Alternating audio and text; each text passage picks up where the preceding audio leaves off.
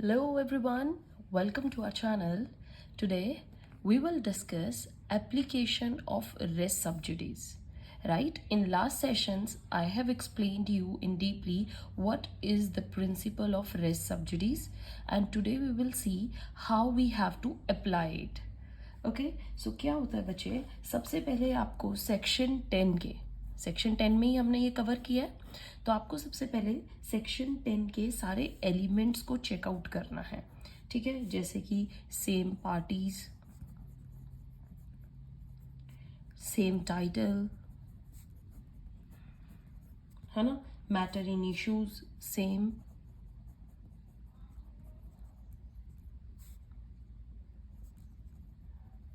One matter is pending. तो ऐसे जितने भी एलिमेंट्स हैं आप सबसे पहले आप उन्हें चेक करेंगे. And the other has been filed till now. ठीक है, जैसे ही एक मैटर पेंडिंग है तो आपने दूसरा केस सेम फाइल कर दिया है. So then the res sub judice will apply. So whether this suit is filed A against B or whether the suit has been filed B against A. ठीक है, A against B हो, ये B against A हो.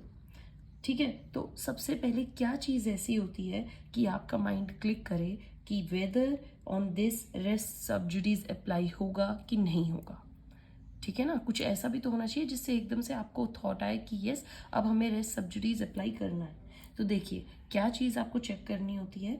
If this suit is heard and finally decided, जो ये second case होगा या first case है, अगर ये पूरा डिसाइड या हर्ड हो जाता first, then whether it will apply as res sub judicata or not.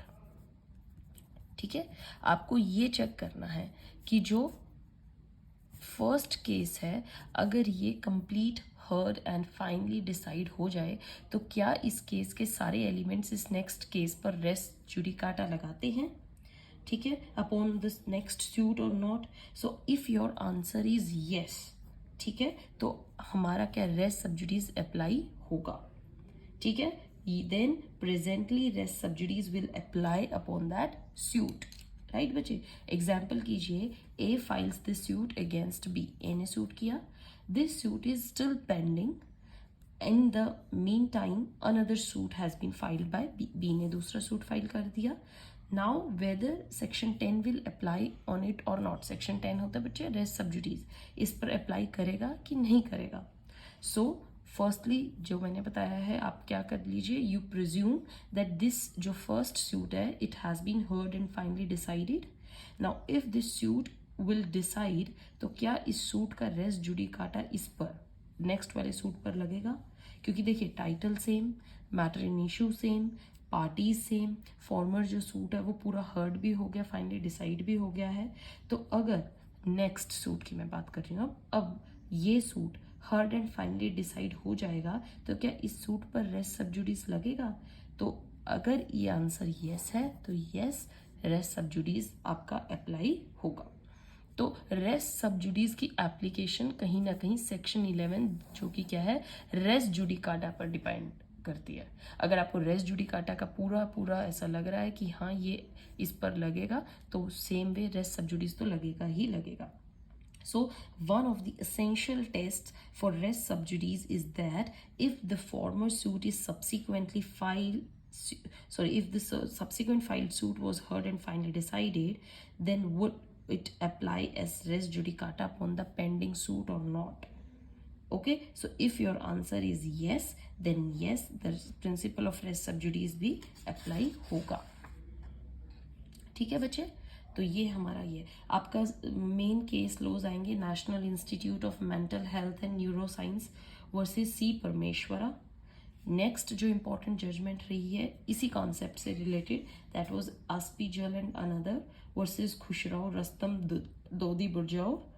ठीक है, ये 2 जजेस बेंच रही है. सो इसमें क्या बोला गया, the real test for the applicability of res sub judice is that कि जो सब्सिक्वेंट सूट है अगर वो फाइनली हर्ड एंड डिसाइड हो जाएगा first, then will it amount to res judicata. क्या ये रेस जुडिकाटा लगता है इस पे, नहीं.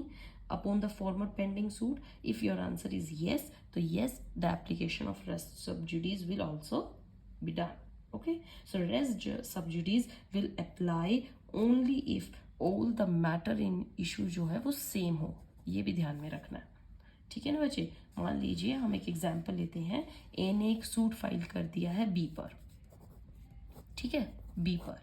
अब ये सूट अभी चल रहा है और बीच में बी ने किसी कोर्ट में ए पर सूट फाइल कर दिया। बी ने किस पे कर दिया? ए पर। तो अब क्या हुआ, मैटर इन इशू सब कुछ सेम है। अब क्वेश्चन ये रेज होता है कि क्या इस सब्सिक्वेंट सूट, मतलब जो ये सेकंड सूट है, इस पर रेस सब्जुडिस लगेगा? तो उसको देखने का एक तरीका ये भी हो सकता है कि आप एक लीगल फिक्शन डिसाइड कर लो। ठीक है, एक लीगल फिक्शन क्रिएट करो कि अगर मान लो ये सूट पहले डिसाइड हो जाता है, ये सेकंड वाला, तो क्या सब्सिक्वेंट सूट जो पहले डिसाइड हो गया है, क्या ये रेस जुडिकाटा अप्लाई करेगा पेंडिंग सूट पर, मतलब फर्स्ट पर? ओके, क्या ये फर्स्ट पर रेस जुडिकाटा अप्लाई करेगा? तो check section 11 first. Parties should be same, matter in issue should be same, title should be same, and apart from the other elements, ये तीन तो देखो सेम है ही।